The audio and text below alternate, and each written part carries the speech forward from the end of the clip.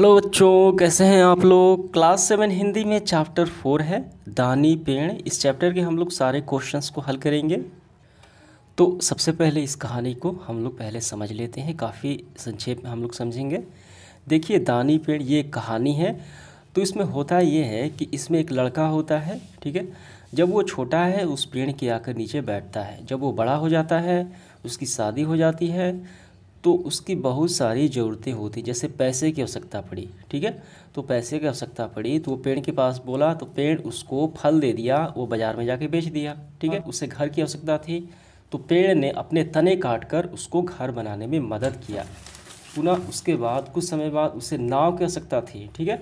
तो पेड़ ने अपने सारी तना उसको काट कर नाव बनाने के लिए दे दिया। अब वो जो लड़का था वो बूढ़ा हो चुका था, तो वैसी स्थिति आ गई, सारे दांत गिर चुके थे। तो फिर पेड़ के पास गया तो उसके पेड़ के पास अब तो कुछ रहा नहीं, सारा वो उसको ले चुका था, दे चुका था, ठीक है, दान कर दिया था।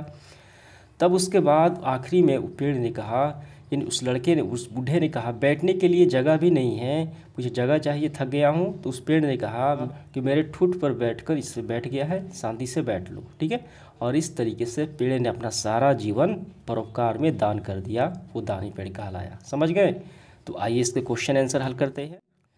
पहला प्रश्न देखिए, पेड़ ने सब कुछ लेने के बाद, पेड़ से सब कुछ लेने के बाद आदमी खुश क्यों नहीं था। तो हम यहाँ पे देखते हैं, आदमी जो था उसमें असंतोष था। वो सारे कुछ पेड़ से ले लिया, फिर भी उसके अंदर असंतोष की भावना थी। वो बुढ़ा हो चुका था, शारीरिक रूप से क्षीण था। तो इसका आंसर हम ऐसे लिखेंगे, पेड़ से सब कुछ लेने के बाद भी आदमी खुश नहीं था, क्योंकि उसकी शारीरिक शक्ति क्षीण हो चुकी थी, खत्म हो चुकी थी। और वो बूढ़ा होने के साथ साथ दांत गिर गए थे, और उसे आराम करने के लिए जगह ढूंढ रहा था आखिरी समय में जब आया था, ठीक है। तो पेड़ ने सब कुछ देने के बाद भी आदमी खुश नहीं था, इसी कारण। समझ गए, इसका आंसर हो गया।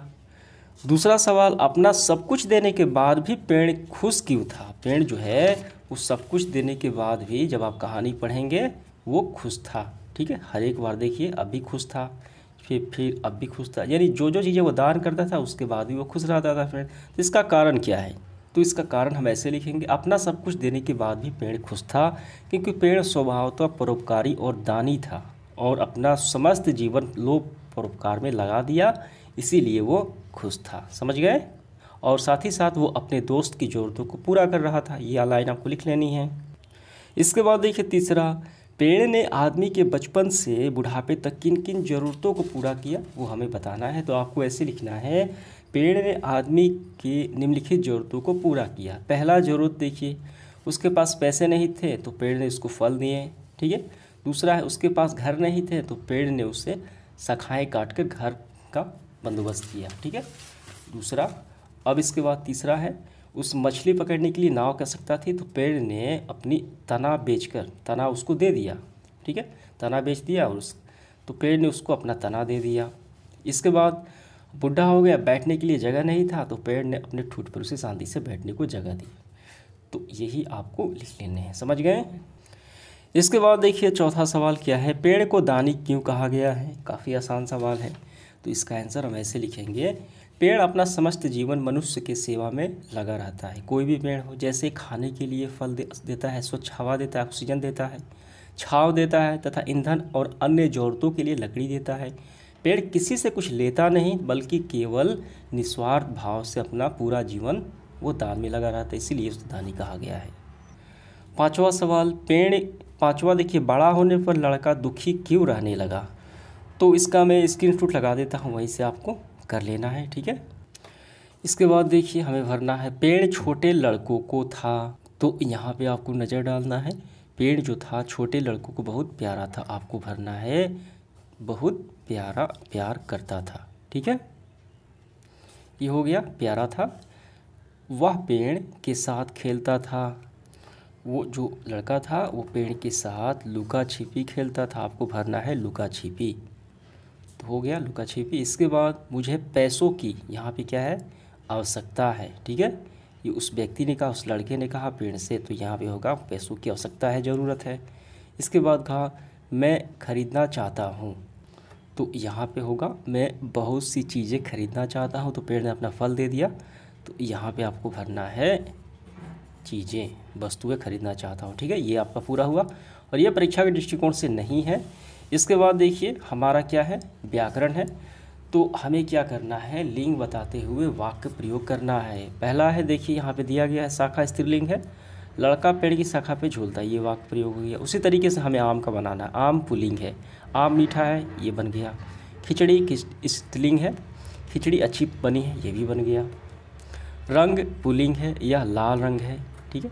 बंधु यानी भाई, ठीक है, पुल्लिंग है, मेरा बंधु आज आएगा। बाजार पुल्लिंग है, मेरे गांव का बाजार काफ़ी बड़ा है, ये पुल्लिंग है, ठीक है। तो ये समाप्त हुआ।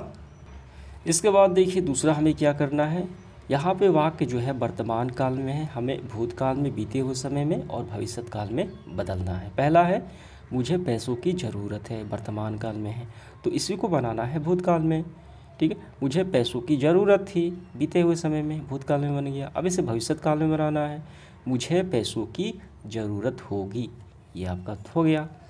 खा में देखिए, मैं तुम्हें कुछ देना चाहता हूँ, इसको बनाना है भूतकाल में, मैं तुम्हें कुछ देना चाहता था, ठीक है। भविष्य काल में मैं तुम्हें कुछ देना, ठीक है, चाहूँगा, मैं तुम्हें कुछ देना चाहूँगा। ग नंबर, क्या तुम मुझे नाव दे सकते हो, इसको भूतकाल में बनाना है, क्या तुम मुझे नाव दे सकते थे, ठीक है। इसके बाद भविष्य काल में, क्या तुम मुझे नाव दे सकोगे, ठीक है, हो गया। इसके बाद देखिए क्या करना है, हमें सही यानी उचित शब्द का हमें चयन करके भरना है। पहला है, युवक सभी क्या कटा, शाखाओं को काट लेता है, तो यहाँ पे शाखाओं होगा, हम भरना है शाखाओं। आदमी ने तना से नाव क्या किया, बनाई, नाव बनाई। कई साल बीत गए, कई साल बीत गए, गया नहीं गए होगा, ठीक है, यहाँ भरना है बीत गए। वह फूलों की माला बनाता था, फूल की नहीं फूलों की, क्योंकि माला जो है वह कई फूलों से बनती है। अंगा देखिए, मुझे पैसा, पैसों कौन होगा, पैसों होगा, मुझे पैसों की ज़रूरत है, पैसा नहीं, पैसों की ज़रूरत है, ये होगा। तो ये आपका पूरा हुआ और इस तरीके से हमारा सेशन भी समाप्त हुआ। धन्यवाद।